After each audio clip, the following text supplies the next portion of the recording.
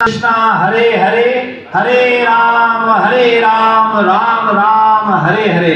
तो आप सभी पत्रकार बंधुओं का हृदय से हम अभिनंदन करते हैं।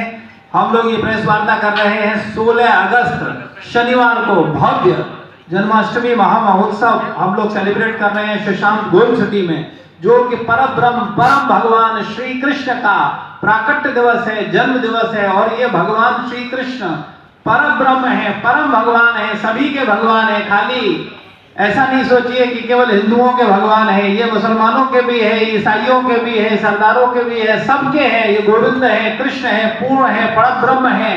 तो भगवान श्री कृष्ण का प्राकट्य उत्सव है, जन्मोत्सव है, जिसको हम और आप मिलकर के मनाएंगे 16 तारीख को शनिवार को Sushant gold city Shri Shri Radha Raman Bihari ISKCON temple में 5 एकड़ के भव्य, इस बार पिछली बार 2.5 से 3 लाख लोग आए थे, इस बार 5 लाख लोगों की आने की संभावना है। तो आप सब के द्वारा जो ये सूचना जन जन तक पहुंच रही है और उत्साह से सभी लोग जन्मोत्सव का आनंद लेने के लिए, श्री कृष्ण जन्माष्टमी का आनंद लेने के लिए अनसर सुशांत गोल्ड सिटी में आ रहे हैं। और भव्यता से ये जन्मोत्सव का कार्यक्रम मनाया जा रहा है, जिसमें हम लोग भगवान का विशेष पोशाक वृंदावन धाम से आया है, जो कि जरी और मणिमाणिकों से बना हुआ है। बहुत ही सुंदर और दिव्य दर्शन मिलने वाला है। फूलों का विशेष फूल बंगला बनाया जा रहा है, फूलों की विशेष थीम है, जिसको देखकर के इस बार एक विशेष कार्यक्रम किया है कि जो गर्भगृह में, भगवान के गर्भगृह में भगवान का महाअभिषेक करते थे रात्रि 10 बजे, उसको हमने पंडाल में कर दिया है। क्योंकि मंदिर का हॉल छोटा है और बहुत सारे लोग जहाँ आकर के जाम लग जाता था और कई बार कोई दुर्घटना होने की संभावना होती थी, इसलिए हम भगवान को जो पंडाल हम लोगों ने एक जर्मन हैंगर लगाया है, जिसमें हजारों लोग आकर के दर्शन और उसको आनंद ले सकते हैं अभिषेक का। वो अभिषेक इस बार हम बाहर मंदिर प्रांगण में ही पंडाल में कर रहे हैं। तो वो भगवान का दूध, दही, शहद और विभिन्न प्रकार के फूलों के रस, फलों के रस आदि रसों से भगवान का विशेष श्रृंगार किया जाएगा।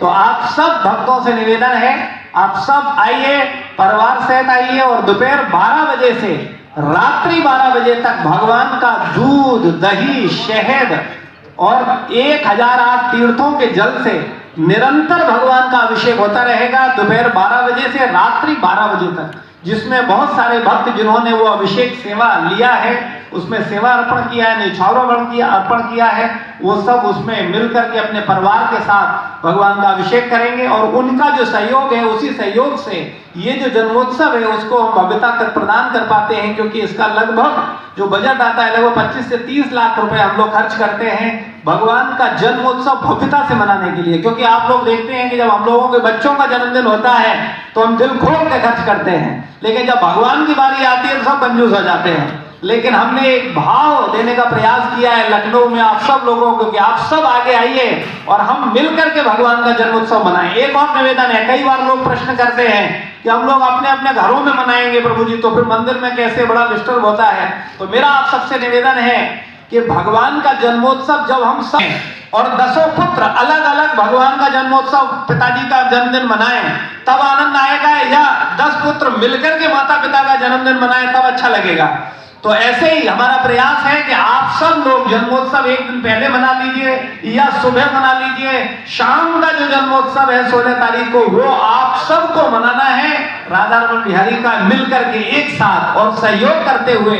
कृपया सबसे निवेदन है, दर्शन सबको मिलेगा, कोई भागदौड़ न करे, कोई आसानी से क्रमबद्ध तरीके से अपनी अपनी लाइन में, पंगत में जाकर के भगवान का दर्शन करें। हमने प्रशासन से भी अनुमति ले ली है, उनको भी बता दिया है कि भाई बहुत विशेष रश रहने वाला है, तो आप लोग सुरक्षा का विशेष इंतजाम करिए। और आप सबके माध्यम से भी मैं कहना चाहूंगा कि आप सब लोग बड़ा शांति से आए और सबको भगवान का दर्शन मिलेगा, सबको प्रसाद मिलेगा सबके लिए। और अगले दिन हम लोग नंद उत्सव मना रहे हैं, भगवान का विशेष भंडारा होगा। उसमें हमारे प्रभुपाद जी जो हमारे संस्थापकाचार्य हैं, इसी भक्ति वेदांत स्वामी श्रील प्रभुपाद जी, उनका प्राकट्य दिवस है, नंदोत्सव है। और उस दिन हम लोग दही हांडी का भी प्रतियोगिता करते हैं, जैसा कि आप लोग जानते हैं हर बार की तरह। और सभी लोगों के लिए, हजारों लोगों के लिए भोजन प्रसाद है, भंडारा है। तो आप सब आइए और राधा रमन बिहारी का जो विशेष भंडारा है उसको भोग चखिए।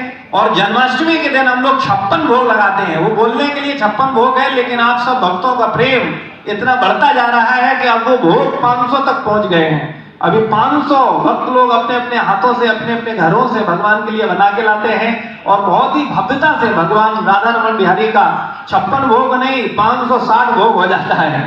में अगले दिन मिल करके बांट दिया जाता है। जो विशेष हमें सहयोग करते हैं उनके घर पे भिजवा देते हैं और जो आप लोग आते हैं आप सब के लिए वो प्रसादी रहती है। और इस बार जो पंडाल में सांस्कृतिक कार्यक्रम होंगे वो स्कूल के बच्चों के द्वारा और हमारे मंदिर में जो IGF है, गर्ल्स फोरम है, जो लड़कियों को हम लोग आध्यात्मिक चेतना दे रहे हैं वो बच्चियां हैं। इसके अलावा जो प्रभुपाद यूथ आर्मी के भक्त हैं, यूथ जो है उनके द्वारा भगवान कृष्ण के ऊपर सुंदर लीला दिखाई जाएगी जो कि समाज में बड़ा सुंदर मैसेज भी देगी। तो इस तरीके के जो सांस्कृतिक कार्यक्रम होने वाले हैं और आप सब लोगों के लिए बहुत ही वो 5 एकड़ परिसर बहुत दिव्य होने वाला है। आप आएंगे तो आपको भव्यता का एहसास होगा और आपको लगेगा कि हाँ वास्तव में ये जन्मदिन है परम ब्रह्म परम भगवान का। वरना हम लोग क्या कर रहे हैं आजकल, अपना घर तो बना रहे हैं 5 एकड़ में और 2000 स्क्वायर में 5000 स्क्वायर फीट में कोठियां बन रही हैं और जिनको हम भगवान बोलते हैं उनको आजकल पार्किंग में 2 स्थान दे दिया जाता है या कोने की सरकारी जमीन पे एक मंदिर बना देते हैं, वहां भगवान बिठा देते हैं, फिर कुत्ते घूमते रहते हैं और हम लोग सोचते हैं ये भगवान है, ये स्वामी है और हम लोग सेवक हैं। लेकिन सेवकों के घर स्वामियों से ज्यादा अच्छे की शिक्षा है जिनके कारण हम 5 एकड़ में भव्य शानदार पैलेस तैयार कर रहे हैं परम भगवान श्री कृष्ण का। और ये हम सब सनातनियों के लिए गर्व का विषय। सनातन का मतलब कभी भी हिंदू से नहीं। में क्या हम लोग ये 16 तारीख को ही मनाएंगे क्या? हाँ, हम लोग उदया तिथि को महत्व देते हैं। जब जिस तिथि में जिस समय जो तिथि लग रही होती है, प्रारंभ हो रहा होता है, उसी तिथि को हम लोग सेलिब्रेट करते हैं। और कोई प्रश्न किसी का? जी आपने अभी एक बात कही कि ब्रह्म एक है, कौन है? ओम एकाक्षरम ब्रह्मा, ओम में समाहित है। चाहे वो भगवान राम हो, भगवान शिव हो, चाहे कृष्ण हो, कोई भी हो, तो केवल स्वरूप जो है ओम का है। अगर आप गीता आपने पढ़ा नहीं, मुझे गीता पढ़ा है तो गीता भगवान बोलते हैं कि मैं हूँ। हाँ, गीता में ही ये लिखा हुआ है।